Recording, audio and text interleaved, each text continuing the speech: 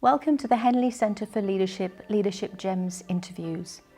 My name is Professor Claire Collins, and today I'm delighted to welcome Steve McManus, who's the Chief Executive of the Royal Berkshire Foundation Trust. Good morning, Steve. Hi, Claire. It's good to have you here. So I'm going to go through some questions about leadership. We're going to focus very much on leadership and your leadership in particular. So the first question I like to ask is, how did you first recognise that what you were doing was leadership?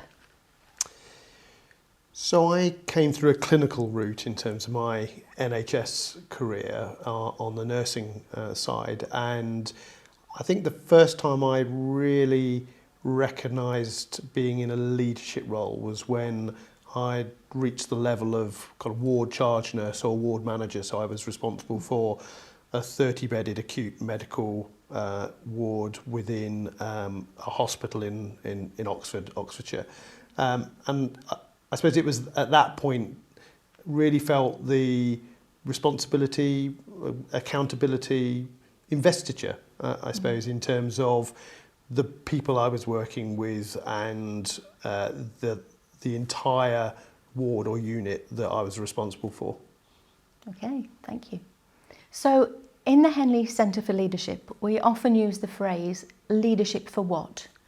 So what is it that you believe leadership is for? What is it all about?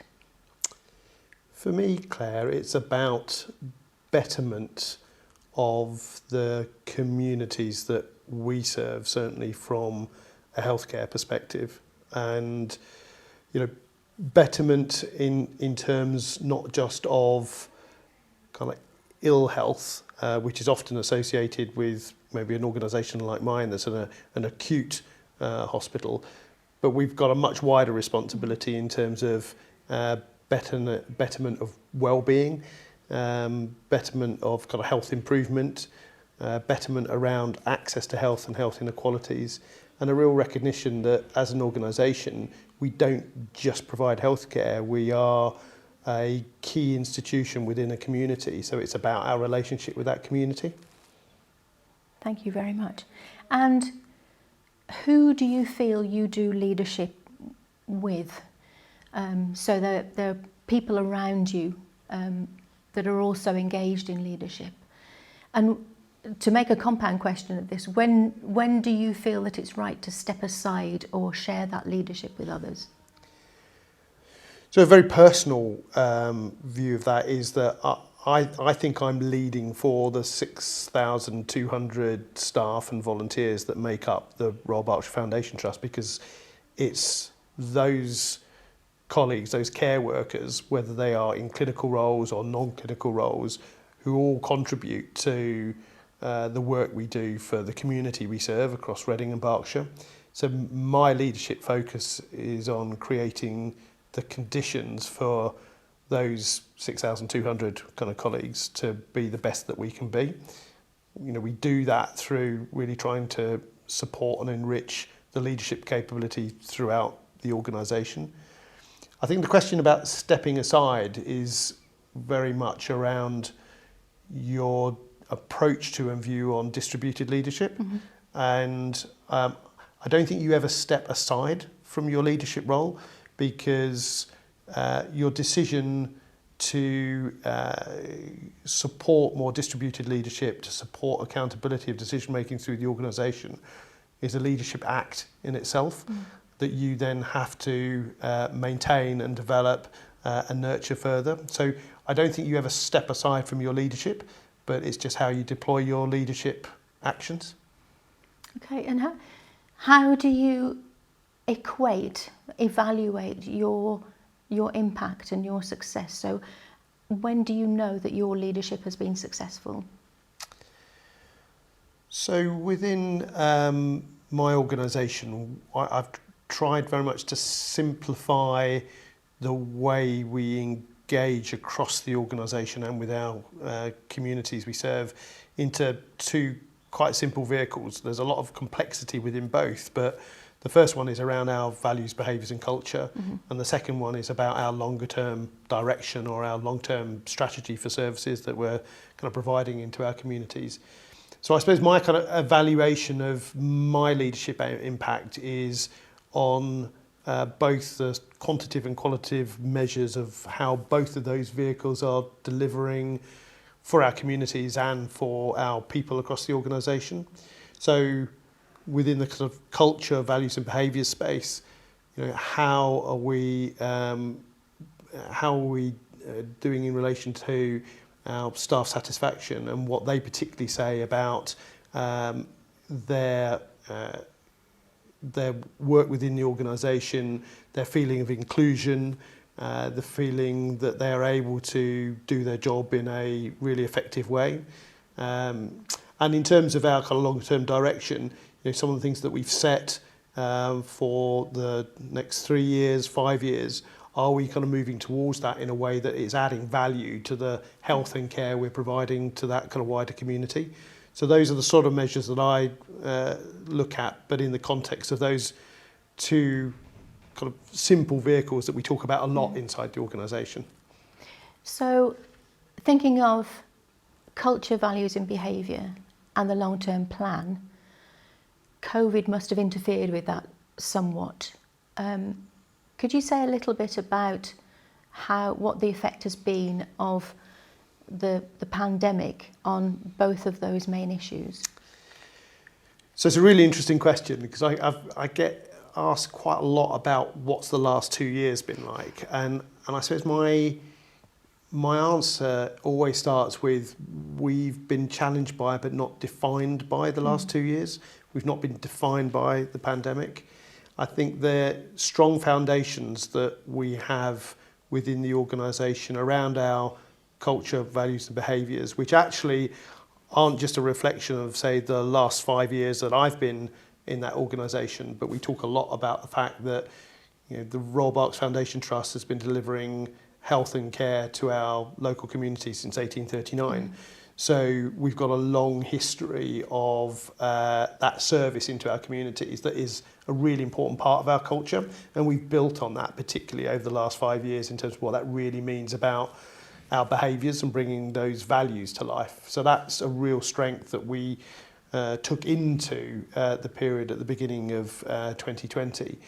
And then we'd also set a very clear longer-term direction in terms of the strategy for the organisation, which fundamentally was about how we distributed more of our services and the complexity of our services into local communities, and also built up our digital capability so we could really look at the channels within which we were able to deliver care to our communities that weren't always just going to be face-to-face, but using that virtual and digital medium to open up access where we were able to, and to change the point of delivery. So that was a really strong feature prior to the early part of 2020. And whilst there were massive challenges in terms of what our people across the organisation and with our communities needed to respond to, I think both the strength of the culture and an understanding of our collective values and how we behaved within those values really allowed us to deal with some of those very human kind of challenges that we found, including the really sad kind of death of 2 members of staff from COVID during that period, and how we coped with that. Massive reorganisation of the way we were delivering services and what that meant for our people in terms of how they adapted to that. But at the same time, how we were able to build on some opportunities that came during that period, such as the acceleration of how adoption around digital capability, both from our own staff, but actually really importantly from members of the community and our patients, how that adoption really accelerated over the last 2 years.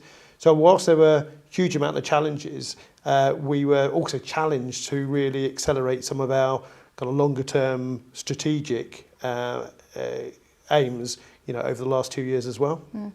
So you built from a strong platform and withstood some of the slings and arrows? A really strong platform, and when I talk to colleagues across the NHS in England, but also looking kind of more globally, there's a real theme about the strength of organisations as they came into that period and how that then sustained them and allowed them actually to flourish and develop. So, you know, that kind of strength in the face of that adversity that we faced over the last 2 years is a really important feature. And how did you feel that your leadership or your leadership style, did you need to adapt at all? Did you change during that period and coming out of that period? I think so. I really remember in the early period in around March, April 2020, when we were into the first wave of the pandemic. I was sitting in what we call our kind of gold meeting, which was our senior emergency decision-making kind of forum of execs and others.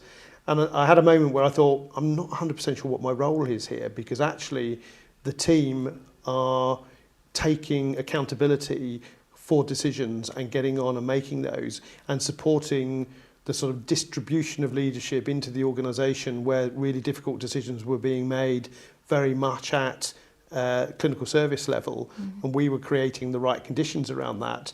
I looked around and thought, so what's my role as chief exec within this?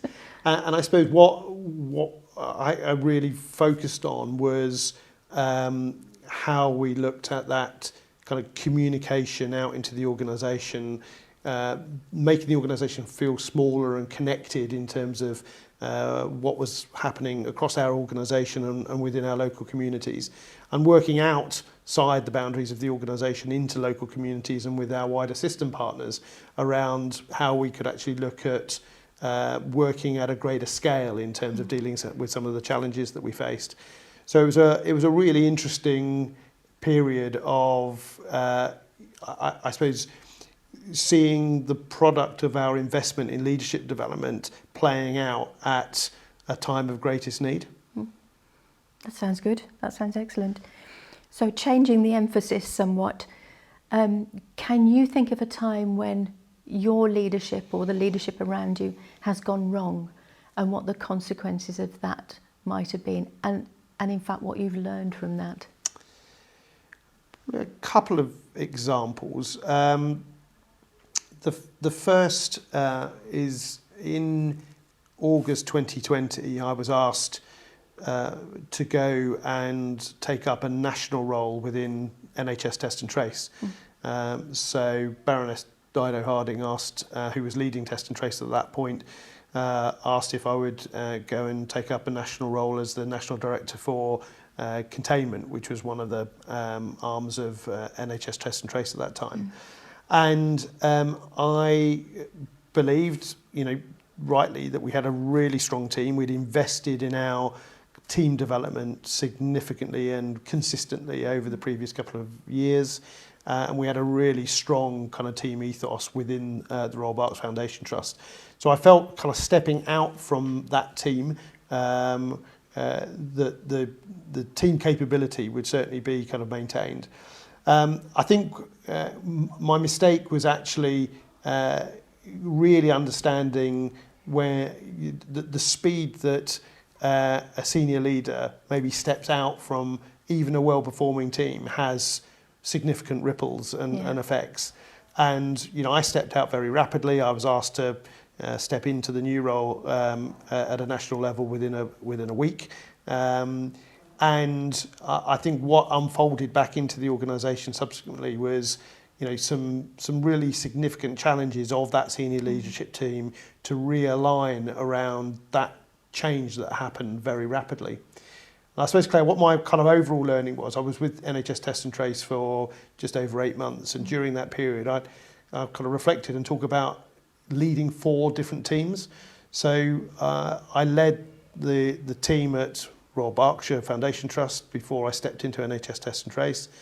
I did 2 different roles at national level there and led 2 different teams during that period of time with its own challenges. But then stepping back into the Royal Berkshire Foundation Trust in March 2021, that was the 4th team that I was leading, because actually it was a new team.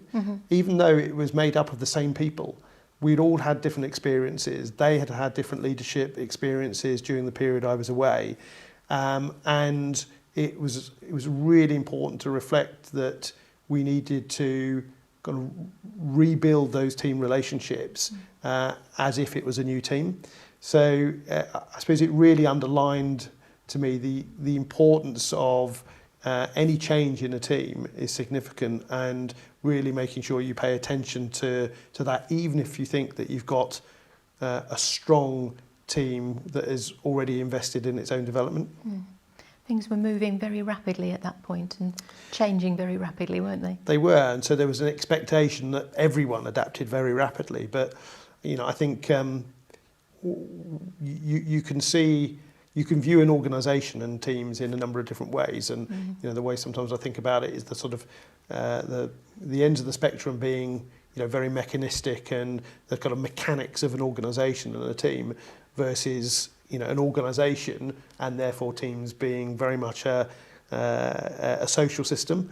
And certainly my leadership very much errs towards the sort of social system aspect of organisation and teams.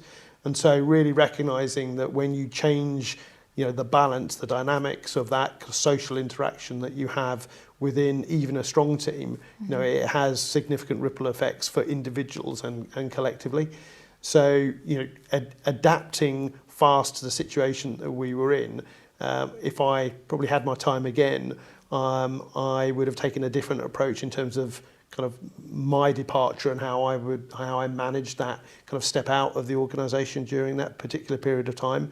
Maybe doing it in a slightly more phased way, spending more time with the team individually in terms of the implications around that, and really kind of investing in what the next kind of period would look like, whilst I wasn't there. Did you have any feedback from them during that period? Yes, during the course of that, and I picked up, that there was, definitely some real challenges in terms of recalibration around, one of the peer teams stepping into the chief executive role or the acting chief executive role, and what that meant for that individual, stepping from a peer group into the chief executive position, and then what it meant for certain individuals trying to realign around that new set of relationships. And it also meant, because we were changing some of the roles, it also meant some of our several second line reports stepped into what was effectively the chief executive team. So again, there was a kind of wider impact in terms of changing the team dynamics. So it really kind of underlined for me that the implications of changing a team and the investment you need to sort of make to ensure that doesn't have the negative ripple effects that I think some of the team certainly experienced. As you say, it's ripple effect. It goes far and wide, doesn't it? Further than you imagine. It does. Yeah. Okay. Thank you very much. So you've touched on this a little bit, but I want to just ask you about how leadership changes in the new way that we do work these days, with increased levels of digitization and transparency and being able to do things instantaneously much more. How do you think that affects leadership?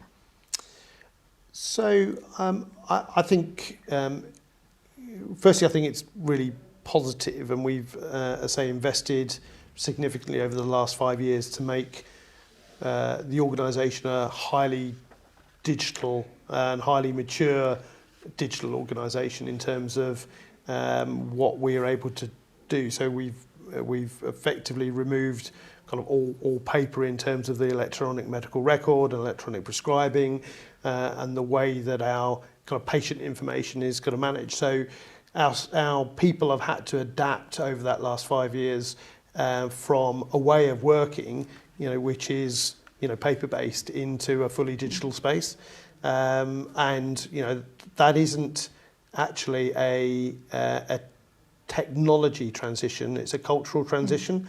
So seeing how we operate in a digital environment is actually about cultural change, and your leadership needs to kind of reflect that in terms of the way that we think about kind of leadership development, skills development that we need, within our people, within the organisation, and also then how we've all kind of adapted over the last period to different ways of interacting kind of with each other, moving away from face-to-face into kind of virtual interactions, and how that kind of changes some of the dynamics kind of within teams. And equally, how at this point we are starting to wash back into increasing levels of face-to-face interaction, and trying to make sure that we are able to kind of really get to a new normal of the best of both worlds.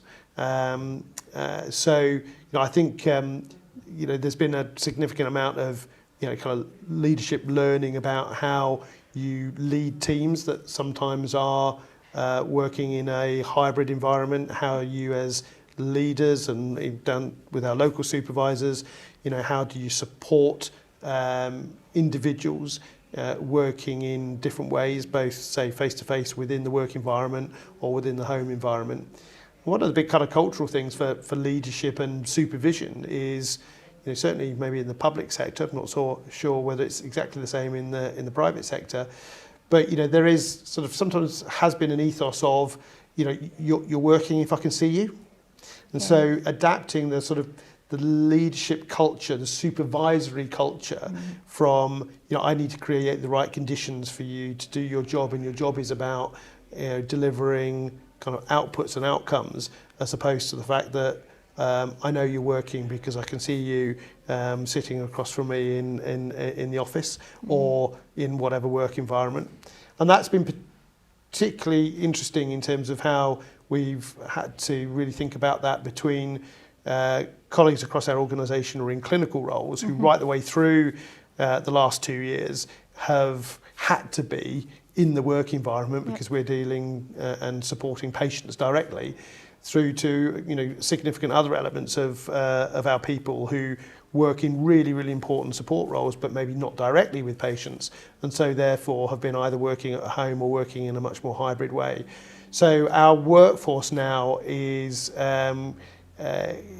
we have got a real variation across the workforce depending on the role you're in, around how or where and when you may well be interacting with your role.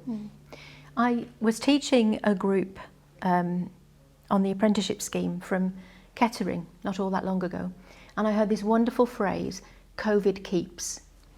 So what are the things that COVID taught you that you would like to keep going forward? Can you think of any COVID keeps that you would have from that time?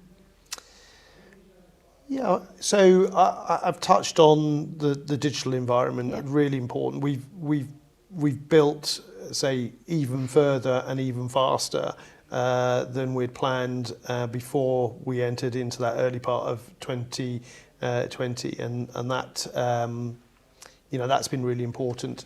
I think two other really big areas that probably the last 2 years have focused my mind and our leadership effort around. One is about equity in terms of the health and care provision that we're delivering to our community, and doing that very much kind of in partnership with other local health organisations, with our local authority, local government partners, but also with kind of community groups, and really getting into our community to understand some of the challenges within communities about access to health and care. So we've entered into a partnership with Public Health where we're directly investing to bring joint public health kind of capability into the organisation, and to really think about how increasingly, where it's appropriate, the point of our care delivery is earlier into an individual person's kind of health needs. So rather than seeing us as the point where ill health or emergency care or urgent care is needed, how do we actually work in partnership and with communities to really invest in support at an earlier stage, to actually support wellness rather than dealing with ill health. So that's a really important kind of area that is a COVID keep for us. And probably the other one is about making permanent the level of investment that we've put into well-being of our people. You know, I think if there's kind of one thing that, you know, would keep me awake and has kept me awake at night, you know, over the last couple of years is the well-being and the wellness of the 6,200 staff and volunteers that actually make up the magic within my organisation. And so we invested really heavily in both kind of physical well-being, but also mental health well-being for our people, because of the significant impacts that the last 2 years has had on them. And now those impacts were on, you know, staff who were directly within clinical areas that had to adapt massively to what was in front of them around patients with COVID at certain times. But also those staff who may work in support or non-clinical roles who suddenly were working from their home environment, feeling isolated and feeling that their experience was hugely different from what, you know, a significant amount of their colleagues who were coming into the hospital every day were experiencing as well. So, you know, we have, as part of our COVID keep, it's been absolutely about maintaining and actually extending the investment that we've put into psychological support and well-being support for our people, because I think, you know, that's a really important feature of how, you know, we ensure we've got a capable kind of workforce to deal with some of the challenges and the adaptations that now, you know, increasingly become permanent in the way that we work. Yep, a whole new way of doing things. So taking care of people, absolutely imperative. Thank you. So moving now to the bigger picture, if you like, away from Berkshire, in terms of the NHS as a whole, I mean, you've observed it, as you say, from a local level and from a national level, and I'm sure you have other interactions at national level. What would you say that the NHS does well in terms of leadership? So I have seen a real change in the last certainly 4 to 5 years, 5 to 6 years, where there's been a recognition about leadership development, where the focus is on collaboration, system working, understanding around health equity, what that means in terms of our relationship with our local communities, culture, values and behaviours has been to the fore in terms of the leadership development opportunities that have become more evident within the NHS. And I think that's quite a significant break from aspects of the leadership culture that certainly in the earlier parts of my career I either observed or experienced directly that were certainly not in that space. You know, a much more directional, sometimes dictatorial way of working, very performance orientated, and kind of driven by kind of certain national and more local kind of, you know, metrics where the conditions that organisations and leaders were trying to operate on was often not kind of fully understood or kind of respected. So I think there's definitely been a shift in terms of leadership culture. I think a lot of that has also been driven through the increasing number of women leaders within our NHS across a range of healthcare kind of organisations. There's been a real focus on the development of women leaders within the NHS, and that's added sort of massive value in terms of how we're thinking about kind of the organisation's kind of culture more at a macro level. Real focus on inclusion and the diversity of our leadership within the NHS, and really looking at how leadership development is actively trying to focus on drawing up colleagues from BAME kind of backgrounds and other diverse backgrounds to increasingly reflect the actual diversity of the populations that we serve. Exactly. So I think there's been a really positive step into that space over the last kind of 5 years, and I think that's reflected in the way that the NHS Leadership Academy, other leadership development programs that are evident within the NHS, and the way that NHS leaders at chief executive and very senior level are collaborating in a different way. So I think it's been a real positive movement over the last sort of 5 years in terms of what I've seen around how leadership is being approached within the NHS for all the right reasons. Excellent, thank you. Because in my recollection was that there's been a huge level of diversity in the NHS in all aspects, but it wasn't always in the right places. There were pockets where you would have 80% of nurses overall were female, but 80% of nursing leadership was male. And it sounds as though that balance is beginning to be evened out a little bit better now. It is, and I can say this as a white, middle-aged, mostly middle-class male. There was a unhealthy preponderance of that type of leader, within the NHS, and that doesn't create diversity of thinking, diversity of culture, in a way that we actually need that within the NHS. And I think the emphasis on collaboration, on integration, on partnership has been a really significant feature again over the last 3 years or so, and that creates a set of different expectations in terms of the type of leader that you are.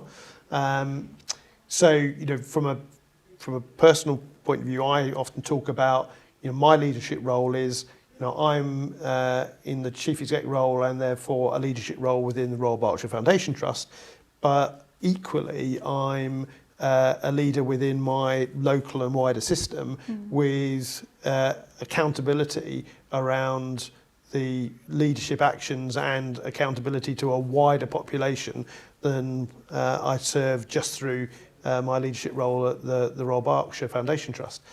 So it's been a really important shift in terms of the way, particularly the NHS has moved from a strategic environment that was around often competition with the intention of driving up standards and clinical outcomes and best use of resources through a more competitive environment. And that creates the opportunity for and develops leaders and leadership in a certain style, where it is a competitive or a highly competitive environment, versus an environment where actually working in partnership, in collaboration, looking for kind of shared opportunities, looking for kind of wins on both sides of your relationship as different organisations for, again, the betterment of the community you're serving, requires a different set of skills and attributes in terms of your leadership approach. And I think that's been another area that has really helped to shift the leadership emphasis that we're seeing now across the NHS. Okay, thank you. Now I'm coming to my last of the chunky questions, and I've got a couple of little questions to ask you at the end. But given that this is an interview on behalf of Henley Centre for Leadership, what would you like to see a centre such as ours, where we engage in research, we engage in peer-to-peer learning, and a lot of discussion around those things? What would you like to see us focusing on in terms of taking leadership forward in the future? So I think I've touched on it a little bit in relation to the environment that we're operating as leaders within the NHS now, and actually over the foreseeable future. So the leadership attributes, requirements, skills and capabilities that you need when you're leading as part of a wider system, leading for collaboration, for integration, leading in a way that actually requires facilitative skills, because aspects of your leadership isn't directly related to the organisation that you are directly leading. So it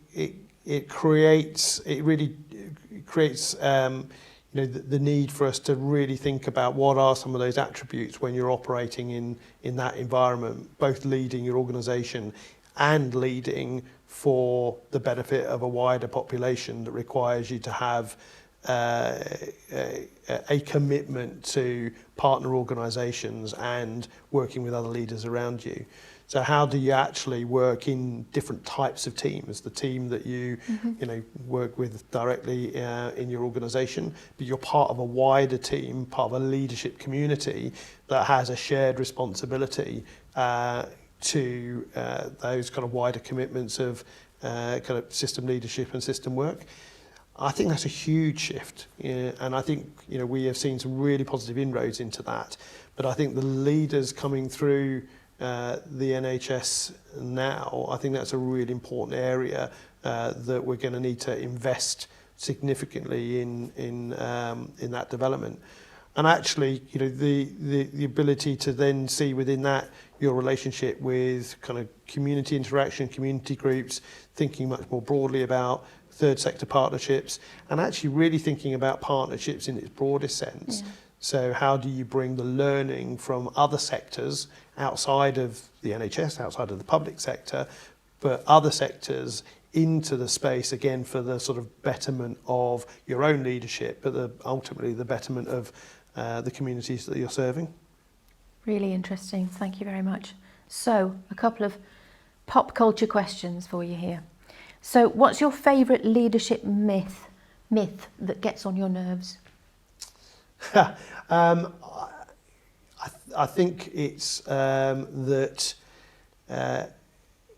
leaders, or certainly NHS leaders, are kind of focused on, the money, and that the political view, sometimes big P, small p, is that we've got a load of surplus managers all over the place that are adding no value and costing a lot. So, my leadership values are all about the community we're serving and the culture that we need to make sure that, say, 6,200 people are working in the best conditions to deliver outstanding services. And within that, we absolutely need to make sure we're using public money as effectively as possible. But my focus isn't about the money, it's about the people and it's about the communities we're serving. And when I look at management and managers across my organisation in the NHS, that's a broad term, and many of my managers and leaders are clinicians who are clinical leaders, clinical managers, delivering services day in, day out, highly effectively. And so this catch-all terminology that is lazy, I think, sometimes within the political sphere is something that I would love to banish, and love them to have a much better understanding of what management and leadership actually contributes within public sector. Yes, I have to say, from my 20 years in the NHS, I would wholeheartedly agree with you on that one. And my final question is there anyone leading at this present time that stands out to you, that you admire? I saw some fantastic leadership during my time within NHS Test and Trace. Jonathan Van Tam was an incredibly inspiring leader, both in terms of his public-facing leadership, but also his private-facing leadership that I saw during kind of my time within that role. I think the people that particularly inspire me, though, are the sort of the cadre of chief execs that I've grown up with more recently. So we've got a cadre of, we all came into our first chief exec positions at around the same time, right. And I look at that collection of colleagues, the majority of which are women. They're hugely inspirational in terms of the things that they are doing and how they're going about their leadership and what they bring into that leadership space. I suppose finally, inspiration. Every week into the organisation, I've got a rock in the river that says I spend a morning or an afternoon out in the organisation somewhere. I look to occupy the street corner of some of my staff, some of my teams, and experience what they experience, even for several hours. And what I see every time I'm out and about is in itself inspirational, because we have got just in my organisation thousands of people day in, day out going about their business in an outstanding way, serving their community for the sort of betterment that I talked about, and doing it in their own way. So I get my energy and inspiration from being out, seeing and occupying that street corner of the people within my organisation. Steve, that was a really inspiring interview. I'm very grateful. Thank you for doing it. Huge pleasure. Thank you.